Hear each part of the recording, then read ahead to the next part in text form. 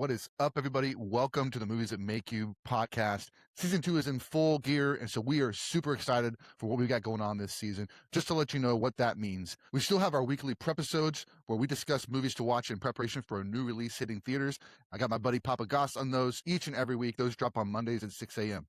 Also, we have our Creators Conversations. This is where we're interviewing people from the business and beyond to discuss what they do to create and how they create their art. We will be releasing one of those interviews a month, so be on the lookout for that on YouTube. We're also doing our monthly watch-alongs where we pick a movie to watch. We live stream our conversation while we're watching the film on YouTube. This week, we've got a surprise guest. Jorge Xolalpa is joining us. We're going to be talking space movies where folks needed rescuing: Apollo 13, The Martian, and Interstellar, in preparation for Project Hail Mary with Ryan Gosling. We hope you also check out our website at moviesthatmakeyoupodcast.com. There you can see all of our social links. You can listen to the podcast. You can watch the podcast. We also have our merch store. You can find tons of merch for Movies That Make You and our friends. We also have a link to our letterbox where you can see all the movies that we watch in preparation for the new releases, but also the movies that make you laugh, the movies that make you cry, the movies that make you scream, and everything in between. So before we get to this week's episode, let's check out what we got coming up on the Movies That Make You podcast. Next week, we're going to be bringing back our good friend, the Spooky Okie. We're going to be talking about the first Ready or Not film, Abigail, and others to prepare for Ready or Not, Here I Come. The week after that, we're going to invite Zeke on the show to discuss Super Mario Galaxy. We're going to be discussing a lot of films that have to do with Nintendo, characters, Mario Brothers, etc. So it's going to be a fun episode to have Zeke on.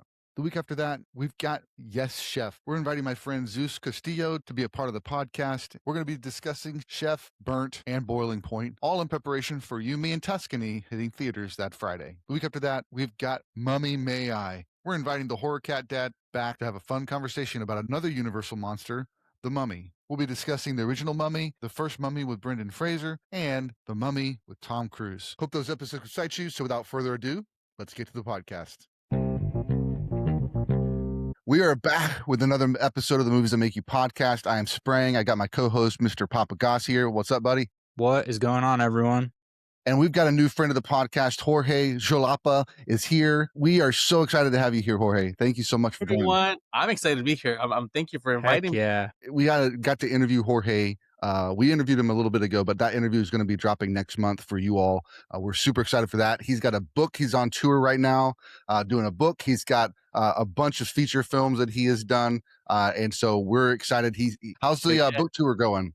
It's going well. I mean, I'm leaving every week somewhere. That's the way I designed it, because I was like, I don't want to be like you know how like musicians go on tour and like they have to appear like in 2 days and things like that. I was like, no. So this week I'm going to Chafee, which is in San Bernardino, and then I get back and then I'm going to a bunch of other places. Yeah, doesn't matter. Let's talk about movies. Yes, Heck yeah. let's do it. Well, we are talking about space survival movies today because Project Hail Mary comes out this Friday. So we're going to be talking about Apollo 13, we're going to be talking about The Martian, and we're going to be talking about Interstellar, which is Jorge's island movie if he only had one movie. So that's why we invited them back. Very cool. Well, let's jump into it. Apollo 13, directed by Ron Howard, starring Tom Hanks, tons of other actors and stuff. Jorge, you just shared a little bit of information with us about this movie. Why don't you share with the audience? No, Yeah.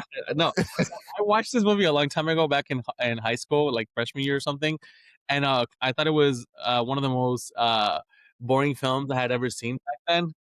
And watching it again, I was like, damn, it's still one of the most boring films I've ever seen in my life. But it doesn't mean it's not good. Like, the film is good. Like, it's just, I think I also went with the idea that like this movie was about them landing in the moon, and it was Apollo 11 that landed in the moon, not Apollo 13. So while I was watching it, I was like, let me pause, let me do some research, and I was like, oh, this is one of the ones that just kind of went around the moon and back to the Earth and whatnot. Great performances. Like Aretha Franklin said, beautiful gowns. No, I'm just kidding. I don't think you guys know that reference. You guys know that reference? Okay. No, I don't know that one. All the time. Okay. Great performances. But yeah, it's about survival. Cool. Yeah. They take off. They're gonna land on the moon, but they end up not being able to because it's pretty much as soon as they kind of get out of the atmosphere, something goes terribly wrong, and like the whole panel gets blown off of the side of the ship, and so they're stranded in space, and they got to try and figure out how to get back. everybody on the earth is trying to research how to get them back safely. They lose power, they lose all. I mean, it's just an insane amount of things go wrong. It's a fun movie for me. I enjoyed it. I think there's so many crazy actors in this movie.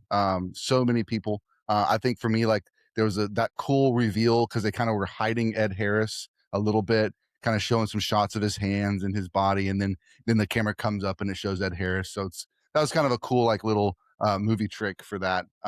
They end up having to use tons of different items in the ship to try and build a way to make power work. And it's just back and forth, trial and error, and all that stuff. It actually, we're going to talk about it in a second, but it did remind me a little bit of The Martian as well, because it's like that kind of like we know what he has. He knows what he has. He tries to use everything he can to survive. So, Josh, what about you, buddy? How about Yeah, Apollo Apollo 13? 13, kind of like what Jorge said. Like I saw it when it first came out. 96 was 95, 96. That was a busy year for movies. I mean, the 90s, probably like 93 to 98, I would say. We just had tons of awesome music. We had tons of great movies. There was a lot of comedies were bigger in Hollywood back then. We had some, crazy movies, but that movie in particular, I remember seeing, back in the 90s and early 2000s, you'd always see the producer was like Brian Grazer, which is for this one. And obviously him and Ron Howard, who directed it, worked together quite often. Most notably, I mean, a lot of our listeners probably watch The Grinch every year, the live action. They both worked on that together. Arrested Development, the television show, which is hilarious. They worked on that together.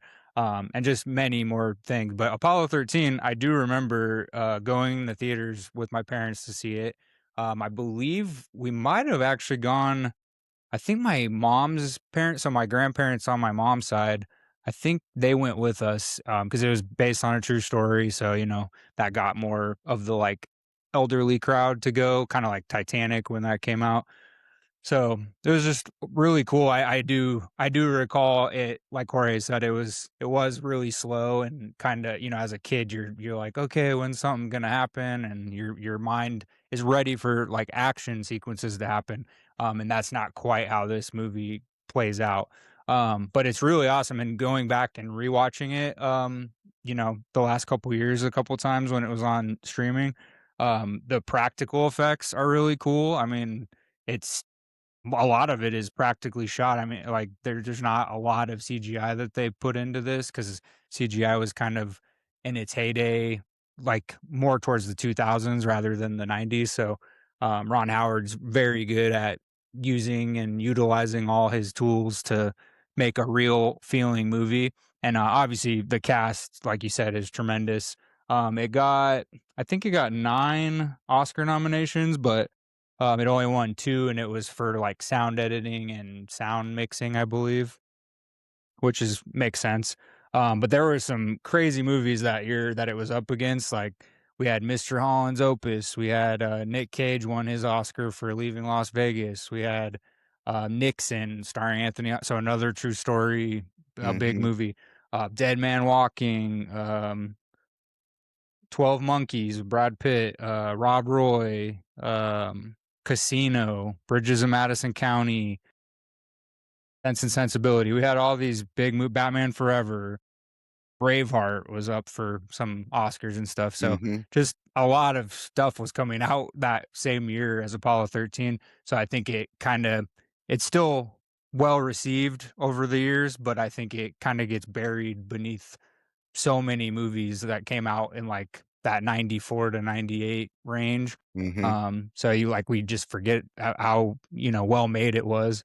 But yeah, it's a really, really great movie. Based on a true story, obviously. The one of the surviving astronauts actually came here to OKC last year. The one that Bill Paxton played. Wow. And I wasn't able to make it out to our museum, our science museum, because he was doing like a speech and signing his book that came out and stuff. And I really wish I would have made it out there because that would have been pretty cool to meet like an astronaut who was like part of Mm-hmm. something crazy in history. But yeah, it's just it's still has relevance. I mean, people love space. That's why Project Hail Mary is so everybody's so excited to see that movie, and it's getting rave reviews. We like stuff that we don't know a lot about, and we want to search for the answers to a lot of things. I think Apollo 13, though it's not fantasy wise sci-fi, it's important in science fiction. So it's pretty cool. Yeah. Right. I want to ask you real quick something. How was the experience watching it on theaters though? Because now that I think about it, in theaters, it was probably this like this epic thing, right? Like watching in the big screen, like them going through space. Right. Yeah. Yeah, like especially when the issues start happening. Like I remember how loud it was, like, when you're a kid and you're in a theater, like, everything's so big already, so you're in the theater, and then that was, like, right around the time they started doing I think that's when they started doing, like, the Dolby surround sound stuff, and they used to play the THX, thing Mhm. like they did on the physical media stuff. They used to play that at the theaters, like, before, so they'd do that loud noise buildup, and I remember being a kid and, like, you would always look forward because you're like, "Oh, the movie's about to start because they just played the thing." Um, but yeah, like the when the space shuttle like bursts into everything, and just some of the action sequences, I just remember it being like really loud as a kid and kind of jarring, but that it held our attention better. So, but I paid more attention when that happened. So Last year they did an IMAX showing. We didn't get to make it out. We bought tickets and then we had stuff come up, so we couldn't make it. But yeah, I would have liked to have seen it in IMAX because I think, to your point, I think it would have had even a bigger effect than just watching it at home. You know, that sort of a thing. for sure. But Jorge, you said something interesting, which was you weren't as entertained with the movie, but it doesn't mean it's not good. So as a director, like what sort of things stood out to you on Ron Howard's directing in the film that make you say something like that? I think that he's a very good he's a genius when it comes to telling stories about love in the family environment, which is what by the way, which is by what all these three movies have in common. That's what I was trying to find something in common, how they're about love ultimately because they're doing, they're going after certain things because of love. And Ron Howard is really good at that and at conflict. So the other thing that I really enjoyed aside from it, I know I said it was a little boring, but what I really enjoyed is that they really tell it like it is. Like, I think the reason why they were taking so long to figure out how to bring him back is because in reality, we're only prepared to like tell people, tell family members that their family, died.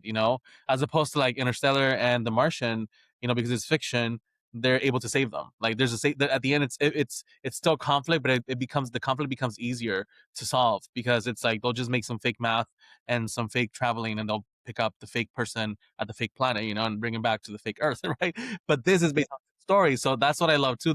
Which is why I think it works. At the end of the day, because I watched all of it, I watched it fully. There was just some moments that I was like, I got a little distracted. But overall, Ron Howard is really good at creating those moments um, of love within family and the conflict. Yeah, yeah. One of the really cool devices I liked was when Tom Hanks' character went out he was in the backyard and he did his thumb at the moon and kind of covered the moon up, and then when he's on the ship, he does the same thing to Earth. I thought that was a cool like kind of bookend or like kind of parallel between the places that he's at and how wild that would be to be in space and do that. One of the things I wanted to ask you too was like. Um, you mentioned on our interview that you just love space. So what is it about space that intrigues you so much? I think the unknown. Let's say when you travel and you go to a new country or a new city, you're curious about wanting to know like the ins and outs of it. Um, I don't know why.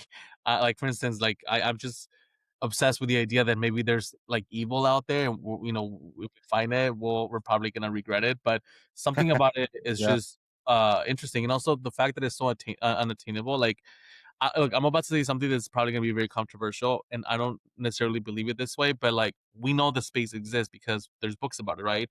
And we know the moon exists and like all these planets exist because they're in books, and I believe books, and I believe everything they tell us. But there's also like a 1% part of me that's like, well, what's really out there? Like, what because I have no access to going out there, and then people will be like, well, yeah, you do because you can achieve anything you want. I'm like, at 30 seconds, I don't think I can be an astronaut. Like, it's not viable. Like, so I'll never know, but I choose to have that 99% belief that all of Sure. this Yeah. exists, right? So that 1% is like that thing that always catches me when I'm walking my dogs at night and I'm looking up. I'm like, listen, if you exist, just take me with you. My family's Right. gonna be okay. Take me to all over space. I want to explore, right? Abduct me. But but that's just like the insane part of me, like the hmm delusional part of me, because I think it's very interesting. Like, wouldn't you be like shocked if you were able to see the rings of Saturn and like, Right. wouldn't it be In so person. cool? Like, hmm yeah, I remember a couple years ago during COVID, it got so close to Earth that we were able to see it with like our cameras and our telescopes. I had my iPhone, I was pointing at it and I could see it. I was like, this is cool. I was like, so hmm imagine in person. Yeah. Yeah, for sure. For sure. Yeah, I had an astronomy class in college in Colorado before I moved here, and one of our teachers, he like retired, and then he came back part time as a professor. He had like the Area 51 like credentials, and he had like the blueprint of Area 51. He brought it to class one day, and he brought this like telescope that we could like see into the sky like really really well. And like he probably wasn't supposed to bring that to class, but it's just very fascinating, like what I mean, the endless possibilities that are out there that we just don't know because we don't have access to the stuff we need, or it's just hasn't been invented to where we can even make that happen. So it's fascinating. One of the things I wanted to mention too, I felt like there was some really cool and interesting camera movements in the film. Some like in Houston, there's like a move up and then the camera goes like, so I just thought it was really cool. There was it could have just been shot very statically, but they did have some cool movements there. Um, yeah. Oh, did you have something else? No. Um, I think the last thing that kind of intrigued me was that part of the true story is that the damage that had been done to the ship had been done 2 years prior to them even taking off. And so it's just kind of nerve wracking. I can't imagine the next group that went out there, like, to trust that the equipment was going to work. But it's also something that you learn, like they learn from those mistakes and they make sure they test those multiple times, and so, but to have the courage and the guts to like put yourself on a rocket and Yeah. go, I mean, just really Well, and crazy. if you look, I don't know what the statistic is, but if you look back in history at most of the launches, it's not a high success rate. Even like the ones that don't have people aboard, hmm um, like they're trying to get this plane to work to take people to space. And I think it just keeps getting stalled because the planes are they're not lasting on the test run. So, yeah, just imagine. I mean, the statistics aren't very high. So it's like if you did make it into space, even Apollo 13, like they got up there and then had the issues and then they made it work to come back. But yeah, I can't imagine the anxiety of just especially being in space. You don't know hmm if you're gonna even get might not even get back to Earth, and if you do, you might not survive trying to get back to Earth, so it's kinda nuts. This reminds me, I was just in San Francisco 2 weeks ago for my book tour, and my flight got delayed like 2 hours because uh, there was something wrong with the engine and they were fixing it. Okay. And I was like, so then I was like, okay, well, great, they're gonna fix it. But then it made me think, wait, so when did they find out the engine had something wrong? When it was coming back from San Francisco to LA? And then when I get on the plane, how do they know that the engine's gonna be okay? Like, cause you know what I Yeah. mean? Like, when did the engine break? Like, when they landed here, was it broken on the way? Because it's the same flight that they Right. use to go back and forth, right? So Yep. when I got on that flight, and then I was really nervous the whole time because I was like, oh God, I was like, how do I know? Like, I had all these questions, but then I didn't want to ask because I don't want to put like on the flight risk or whatever because they'll think I'm crazy. But it's like I had all these questions. When did the engine break, and when did you decide you could fix it now so that I can take the flight now, Right. right? Yeah. So it I reminded me of know. that. It's crazy. Yeah. A couple years ago, my family and I, we went to Florida. My parents, I grew up in Florida. My parents still live there, and we went down to the NASA Space Center in Kennedy Space Center down kind of near Orlando.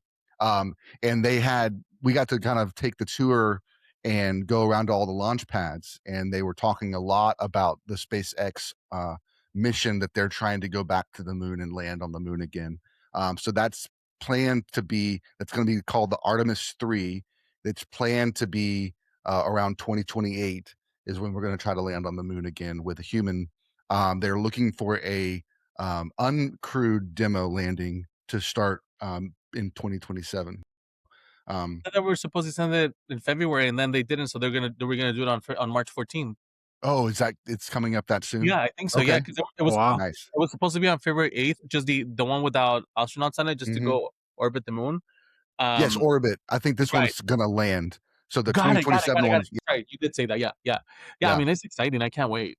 Yeah, that's It's one of those things like there's like when you were saying that 1%, I have the 1% also. I do. Like there's parts of me like no matter what it is, like I mean, I believe that we landed on the moon, Me too. but it does look really, really like Stanley Kubrick made it look really realistic too, and that was not real. Yeah.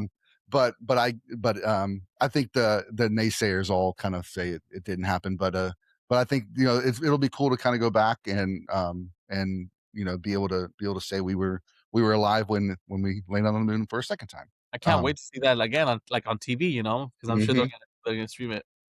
Well, that does remind me too that by Apollo 13, audiences didn't care that we were going to the moon again. Oh, just another moon landing. Like, yeah. Are we going to be that same way? We're like, oh, this isn't cool enough. Probably. We better go somewhere. I mean, probably people, but it's a cool thing, I mean, a couple years ago, there was a program that was sending normal people to space. I mean, the last one was Katy Perry and some. Yeah. I actually had applied to that, and I made it to the very, very final. Like, I made it. Oh, dang. Yeah, I did, but I didn't make it. Yeah, I mean, unfortunately, but it was one of those things where like I was really like fighting for it. I was ready to submit to everything. I was like because the training was in I think it's in Dallas or something. I don't remember, but you had to go live for like 8 months, and I'm like I was like send me. I was like I won't make movies for like 2 to 3 years. Send me to space, but it didn't happen. Very cool. Well, let's go ahead and jump to the second movie. This one's The Martian, starring Matt Damon. And this one was also written by the same author as Project Hail Mary. It's very sciencey. I just really enjoyed this movie. But Jorge, why don't you share a little bit about The Martian?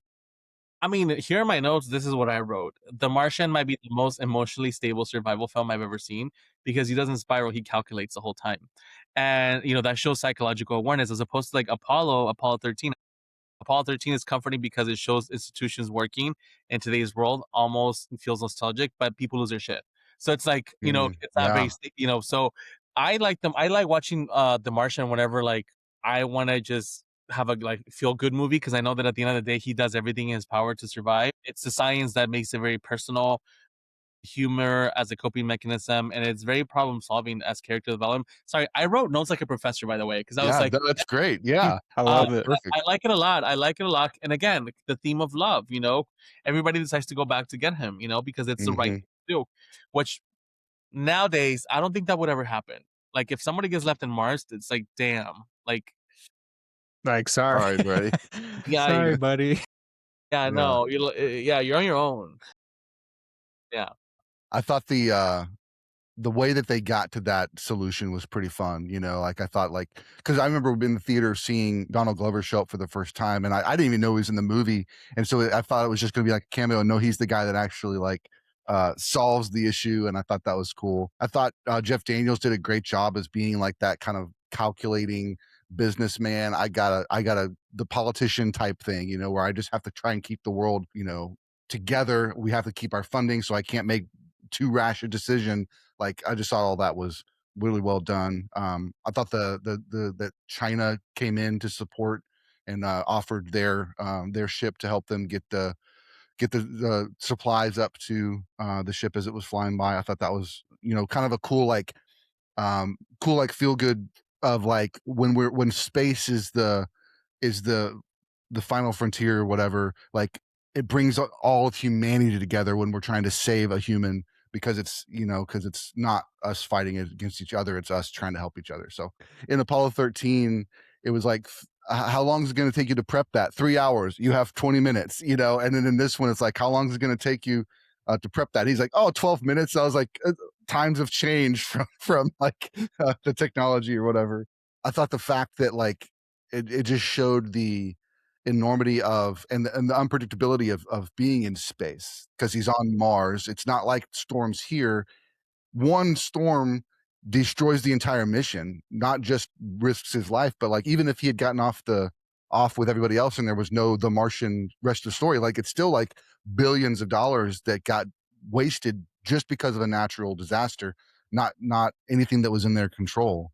So that's kind of wild too. But I think the science aspect of this and the problem solving, you know, it's kind of like he didn't let himself get to that crazy space of like getting too emotional. He had to try and that was how he coped. You know, he kind of even said that in the film.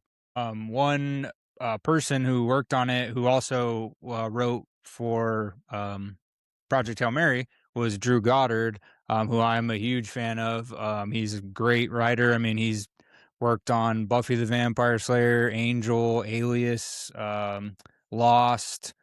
He wrote Cloverfield, he wrote and directed Cabin in the Woods, which is one of my favorite horror movies. Just such a fun movie. He did World War Z. And then he obviously he also wrote and directed Bad Times at the El Royale. And then one of my favorite things he's ever worked on is Daredevil, the TV series, because I think that's I'm a huge Daredevil fan, but I think that's one of the best Marvel TV shows that has ever been made. The original one. The newer one's good, but like the first series that came out. So yeah, Drew Goddard, just super talented writer. He got an Oscar nomination for The Martian, for adapting the screenplay. But yeah, it's a really good movie. For being slow at times, like it keeps your attention almost the entire movie because you want to find out, especially if it's your first time watching it, you want to find out what is going to happen. And it kind of keeps you anxious at most, like at least over half the movie. Like you're like, oh God, now this happened. So what is he gonna do, or what are the people gonna do to try to solve this? And it becomes like a mystery almost. So it's kind of crazy. But Matt Damon was nominated for his performance. Tremendous performance. I mean, he's done so many iconic roles already in his career. I think he's only been nominated twice for Best Actor, and this was one of them. So, really cool. But yeah, it's a great film. Like Jorge said, I mean, the heart in it that drives the movie, it just keeps you wanting more from this film. Great supporting cast. I mean, so many legends on the supporting cast. We didn't even talk about like Jessica Chastain and Kate Mara, not Rooney Kristen Mara. Wiig. Yeah, Kate Mara. Kristen Wiig, Kate Mara. Yeah. So I mean, just a ton. What's his name? Ejiofor. Chiwetel Ejiofor. Benedict Wong. Yep. Yeah, just so many talented people. Sean Bean. And he doesn't die. He doesn't die in this one. Sean Bean always dies. But So, they did throw in the Lord of the Rings joke. Yeah. In the scene that he's in. I had that written down, the Council of Elrond, because they're okay. so I missed that part. Yeah. But yeah, it's just a great film. It was nominated for 7 Academy Awards. It didn't win any, unfortunately, but there was some really good movies that year. Still, nonetheless, it's a fantastic movie. If our listeners have not seen it, definitely check it out, especially before you go see Project Hail Mary, because it's done by the same creative team, which is cool. So yeah, absolutely. One note I put: Jason Bourne is the only one that can make botany cool. I thought that was it was cool. Like he made it cool. Like his delivery of all the jokes, the humor in the film was so great, and I think a lot of that just had to do with the way he delivered it. The script is there, like the lines are there in the book, but if you have the wrong person delivering the line, it doesn't work. Oh yeah, go ahead. I was just gonna say also, we didn't even mention the director, Ridley Scott. I mean, that dude's a legend. And he had kind of not been recognized for his work. He'd done a ton of stuff in between, his last like heavily nominated film to this one. But you just didn't. I remember me personally, like I've always loved Ridley Scott, but I didn't really hear his name a ton in that span of time. So when The Martian came out, like it was getting all these rave reviews, and then I was like, oh, Ridley Scott did it. It's about time, he got some recognition finally again. So I love that he directed it of all people. So that's pretty cool. Absolutely. One of the other things I wanted to mention too about Apollo 13 and this one is the ensemble cast.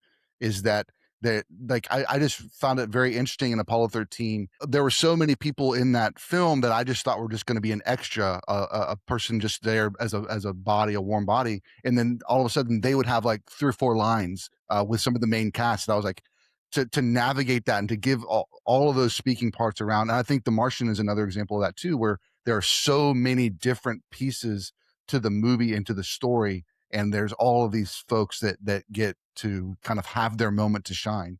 Yeah. So I any will say this yeah, though, if you may, one thing about The Martian is that even though you have this amazing ensemble, you kind of forget about them the whole time because Matt Damon is so good. right. He's so good that Mhm. you almost become it just becomes a journey between him and yourself when you're watching the movie, right?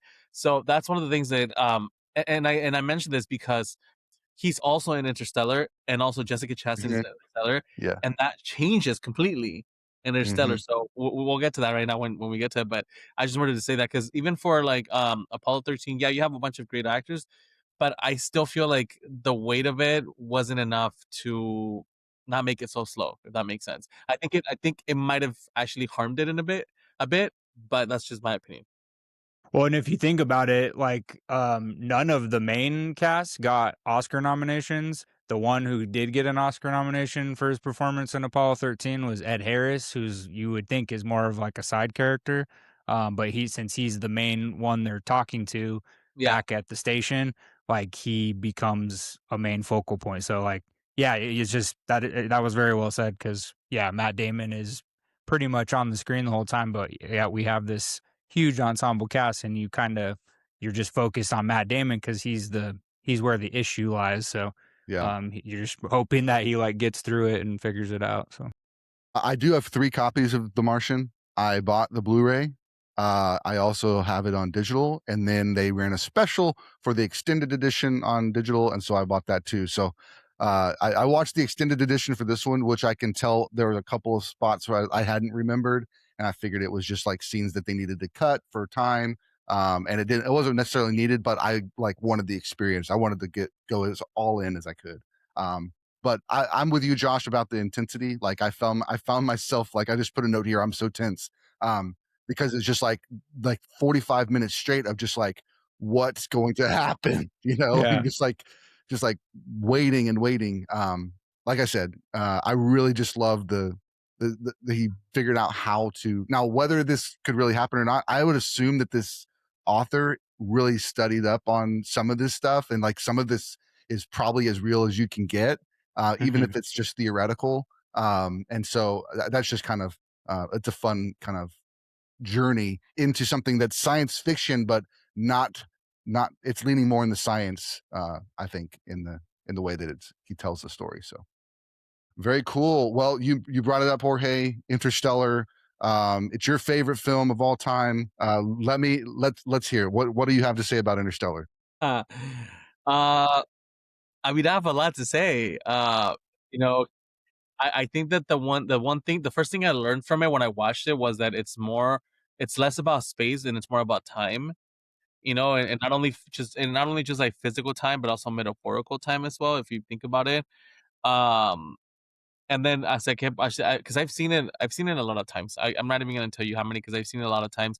It's one of those films that I just play, when I'm doing chores, when I'm writing, when I'm depressed or bored or happy, whatever. It doesn't. I don't need like a specific reason. I can just watch it. I can sit and watch it. And then I realized watching it more and more is that the real antagonist is the separation. I think that that's really what carries the film. It's about legacy. I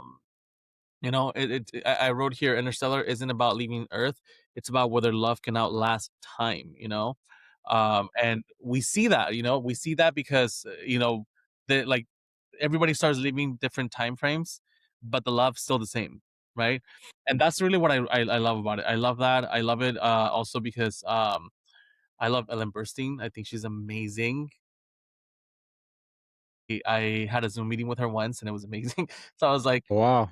it's like, to me, she's in one of the the most, like, I don't know. I just love her. I love her so much. I would love to work with her one day.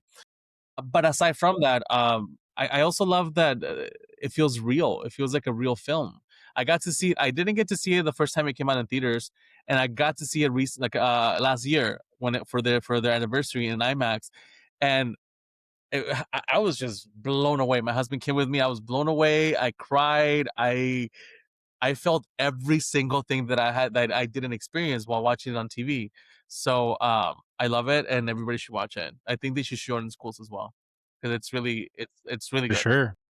Yeah. Yeah. One of the things that stands out to me about Interstellar is speaking to the science of it is that they built the black hole, and I remember hearing stories where they had a scientist come in and help them as like a consultant on the film, and he said it was the first time anybody's ever seen a black hole because they just built it like all the science of it. Nobody's seen one in real life, but it ended up being as accurate as it could be. Yeah. And now since then we've seen one. We've been able to see one, and it is exactly the way that it was in Interstellar. Neil deGrasse Tyson talks about it, and then the science. I think he was interviewing the scientist that was the consultant on the film, and how mind-boggling it is that Chris Nolan wanted it to be as scientifically accurate as possible, and got it right. It's just crazy. I had seen the film when I was, when it first came out, and then we rewatched it 2 years ago, and I'm just like bawling like a baby, like for the second half of the film. I think it's just one of those kind of fathers, leaving their kids and being out of their control, and the loss of time, the loss of that relationship, and how it hurt the relationship of the siblings on Earth and all that stuff. It's just crazy. And then there's some great moments when it's like, the space station that they're staying at is named with his last name or whatever, but it's like, oh no, that's named after her, not you, buddy. Right. I thought that was great. Josh, I don't want to take up any more of it because you have plenty of things to say about it too. You're But good. what do you have on Interstellar? Yeah, I mean, kind of like Jorge, I didn't see it right away. I don't actually think I got to go to see it in the theaters, even though at the time I was a huge Nolan fan. I mean, he had just come off a few years before that from The Dark Knight, which is one of my all-time favorite movies. But um, I don't know why. I mean, I was even working at the video store when that came out. I don't know why I didn't make it to the theaters the first time, but my friend had a really nice theater set up at his house, and when it came out to rent, the new releases, we rented it and watched it. And I mean, even watching it on a smaller screen, I still was captivated. I mean, it's just so beautifully shot. Nolan's so good at. I mean, even if you don't like the story or you don't get it, kind of like Tenet. Like Tenet is a very confusing film, but it still looks so awesome. Like it's just such a cool movie. Interstellar is that way, and it's a very important film. I mean, IMDb, it's number 18 on their top 250 movies of all time, which is, I mean, it's broke the top 20, which is crazy. And it's just a very pivotal movie. I think people go back to it, especially filmmakers that are just starting out. It's kind of a too big of a movie to like for people to start out with something on that level. But I think it has so many layers to it and so much cool, innovative stuff that Nolan has introduced us to. That I think it is a good, like Jorge said, maybe introduce it in maybe not the younger schools, but like college courses for sure. I'm sure they like put it in their especially like film schools and stuff. Like it's got to be up there because I mean all the inventive ways they did practical effects and just filming in Iceland and just making it as real as what their vision was to doing it. I watched an interview recently that came out a couple weeks ago with McConaughey and Timothy Chalamet, who Timothy was in that, and I think a lot of people forget he was the son in that. And now he's, gigantic, and it's funny to go back and be like, oh my God, Timothy was in that huge Nolan movie and we didn't even remember that. Timothy asked McConaughey how many times he's seen Interstellar, And he said McConaughey said he has only seen it like one time, and Mm-hmm. Timothy thought he was lying. He's like, "You've seen it more than that. Come on." And he's like, "No, really, I've only seen it like one time." Probably the Which premiere. is which is weird to say because I mean, like McConaughey, I know he's not obsessed with his work, but like, he'll tell people, I mean, he teaches a class at University of Texas for film and stuff. So, like he'll tell people like, I love this performance. I don't like this or whatever. So I just thought it was weird that he would say that he hasn't really seen Interstellar, which is And now probably one of his most beloved films that he's been in, overall, just because so many people love that film. I still think his greatest performance was season 1 of True Detective. I still think that's one yes. of the greatest, Yeah. for sure, television performances of all time. I mean, I've watched that season so many times in him, and I mean, even Woody Harrelson's really good, but McConaughey made one of the greatest performances I've ever seen. It's very dark, but super good. But he's really good in Interstellar. Another awesome ensemble. I mean, Nolan, I know he reuses people, but like obviously it works Mm-hmm. for a reason. He gets all these Oscar nominated and Oscar winning performers, and they all work. They know exactly what to do. Just a couple of fun facts about the movie. The cornfield, the giant cornfield, Christopher Nolan, and they actually grew that whole, it was like 500 or 350 acres or something of corn, that they grew it on their, like they grew it first, filmed the scene, and then they sold all of it so that it didn't go to waste. So they like fed people and sold it and stuff, which is cool. But that's insane, like that gigantic cornfield. And then Hans Zimmer gave us that Yeah. beautiful piece of music that's one of my wife's favorite songs is the cornfield chase or whatever. Mm-hmm. But yeah, it's a beautiful film. It's very deep, but I think most people that watch movies a lot, like you can watch it a couple times and you kind of get what the all the behind the deeper meanings are and stuff. So, Mm-hmm. it's awesome, and obviously it made the top 20 for the 250 films on IMDb, which is a huge deal. So, Nolan is the man, and he'll just continue. I can't wait for the Odyssey later this year, but Interstellar is definitely high up on his list of like pretty strong powerhouse movies. So it's a good one. Absolutely. Anything from your perspective, Jorge, on like the direction or any of the production that you want to comment on that hits you? So I actually, this is one of those directors that I did not know who he was until I watched Interstellar, like that we talked about in my interview. Mm-hmm. I didn't know who Christopher Nolan was. I was not interested in action. Like I wasn't interested in like this big like motion pictures like until I watched Interstellar, and then I was like, oh my god, he did Memento a long time ago. I was like, that I had seen that. I had seen that years ago. I was like, wow. I was like, that's amazing. Of course, then Dark Knight and a bunch of other ones that he's done, and I became a fan. I mean, I became a fan of him immediately. I think that everything he does is amazing. Especially, he's one of those directors that can do big scale movies. And I think that's why I like Interstellar a lot because he can do it, but it doesn't feel forced.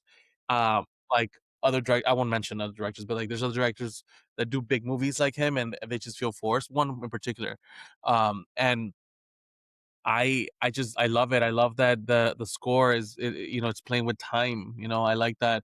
I like that everybody fits well in their performance.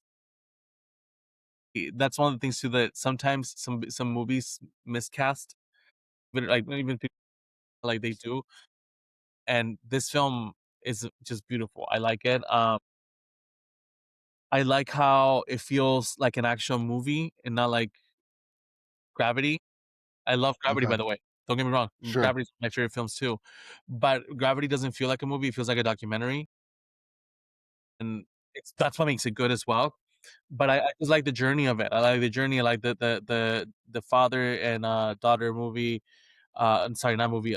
Relationship, and how he's leaving Earth to like save Earth for their kids, but she's like trying to save Earth to have her father back, right? Right. And it's beautiful. I love it. Yeah. Yeah. That's wild. I think one of the other pieces that I find interesting too is the Anne Hathaway character and her faith, how her faith plays into her science, and that they held those great conversations around what is faith and what is what is the purpose of faith when it feels like the world is falling apart and all that stuff. Um, I do think, like, again, kind of going a little bit back to the science, because I think in that same interview, the consultant was talking about how they built that. That they, I mean, it was practical effects. It was the room that he's playing in at the end with all of the different pieces of time. Like they built it like it would be like what it would look like for a 3-dimensional space that's in 5 dimensions or whatever. It's just like I don't understand all that the cube or whatever. But pretty insane. But there's a library in Mexico that it was inspired by. It's a huge library in Mexico. Wow. I forgot the name, but I'm gonna look it up and send you guys the link. Yeah, definitely. When you walk into it, it looks like it's an well, that's where it was inspired. Like the way Okay. you know how it's like all these squares and shapes. Let me go look it up now. It's awesome. We also we didn't even talk about who's doing Project Hail Mary. Lord and Miller, who are big fan favorites in the movie world. Mostly do a lot of comedies and stuff, but they have a way of intertwining comedy and drama and a good movie that captures your attention really well. And they get a lot of praise for their animated movies. Actually, like they did Lego Movie, and then they also produced Into the Spider-Verse, which both of those movies are regarded as some of the best animated movies. Cloudy with the Chance of Meatballs, they also did. They did both 21 Jump Street and 22 Jump Street with Jonah Hill and Channing Tatum.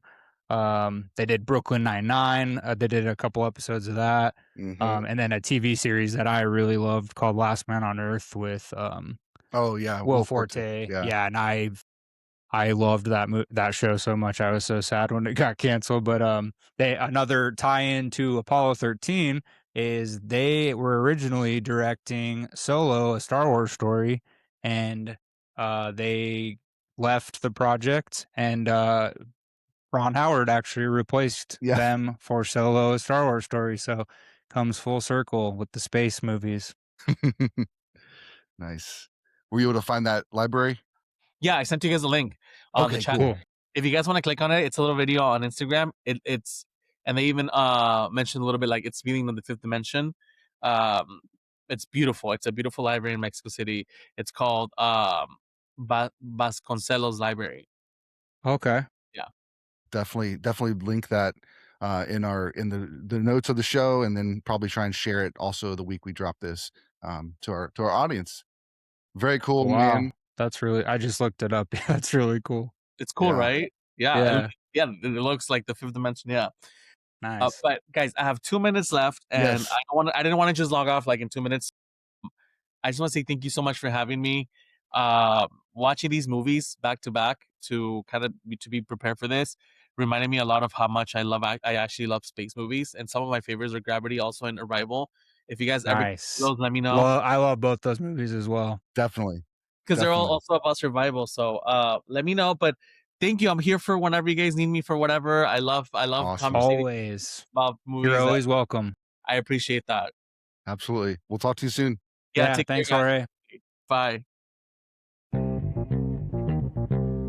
Thanks so much for listening to the podcast. We hope you enjoyed this episode. Don't forget to jump over to our website, moviesthatmakeyoupodcast.com, see all of our links. Follow us on Instagram so you never miss an episode, a live stream, or an interview. And until next time, keep watching movies.